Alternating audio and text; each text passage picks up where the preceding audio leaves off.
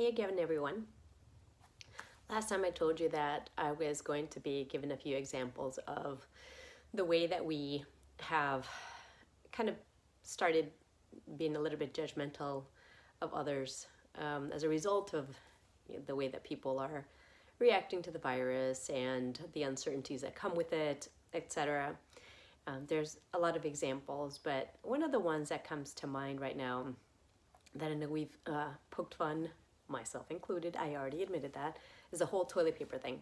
So I just want to give a brief explanation as to what that stems from. One of the things really is very basic, actually, which is that the way that we usually prepare for something catastrophic in our culture is it's not really been in relation to huge health scares like we have right now, but it's been with regards to natural disasters. So hurricanes in particular are a big one, tornadoes, but hurricanes is one definitely that affects a lot of us in the East Coast, and forest fires and things like that in the West Coast, and tornadoes in the Midwest, well, a whole bunch of different things. But if you think about it, how do you prepare for a natural disaster? Well, you need to be sure that you can feed yourself and your family for long periods. And even though this is not the same thing, what is happening is that it's coupled with the panic and the preparedness. And the only way that we know how to prepare is through natural disasters.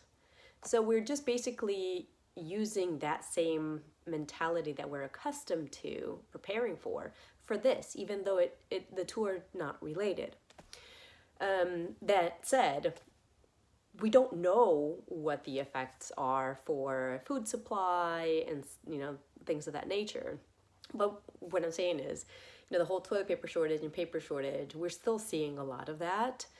And it's because it's a continuation of that way of preparing. And so it brings me to the second part, which is that we also, when we panic, and really just in group settings, not even when we panic, but especially when we panic collectively, is we look to see what other people are doing and do what they're doing, because it kind of seems like they're prepared. And we don't necessarily do it consciously, we do it unconsciously.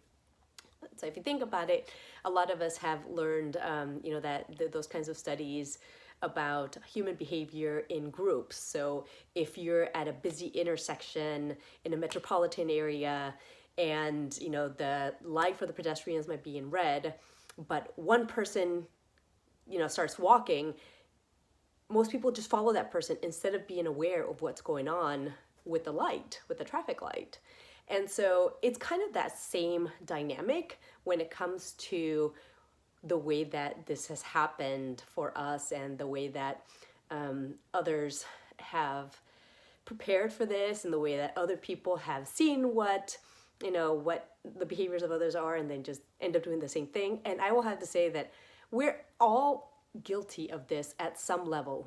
I didn't do it with the toilet paper, but when I went to the grocery store yesterday, I saw that some of my favorite pasta, my kale high protein pasta, there were only 3 boxes left. And I was like, oh, I don't know if I'm gonna get this again anytime soon. I'm just gonna take 2 out of the 3. So I at least stopped myself with the 2 and brought it home. And my spouse was like, we have like a ton of pasta. And I'm like, yeah, but we don't have that pasta. And he's like, I'm pretty sure it's okay if you don't have that kind of pasta, which is true, right? But sometimes I have to say, I admit that I am a little bit of a food hoarder anyways.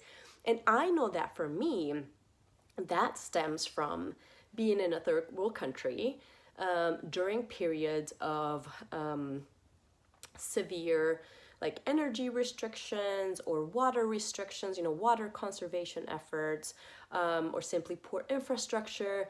And so there were some times in my childhood and my adolescence where we didn't have some of the very basic things. And I don't think it really terribly affected me, but the behaviors themselves for preparing for situations like that, nevertheless, were things that I was conditioned to do. So again, I can't say that I haven't done it, but that goes to really, giving yourself the opportunity to stop, think about why we do the things that we do, why we think the way that we do, why we behave the way that we do. And instead of being just so easy to judge others, just reflect back on what are some of the behaviors that you yourself have done, even in the past week or two, that just don't make sense, okay? It makes it more compassionate towards others to have that kind of reflexive thinking, and it makes you compassionate with yourself too, to realize, crap, I did something similar. I should probably not judge others as harshly, right? So I challenge you, if you've already gotten to the end of this video, to post a comment below and let me know how you have, prepared or over prepared for what we're experiencing right now. I will see you next time. Bye.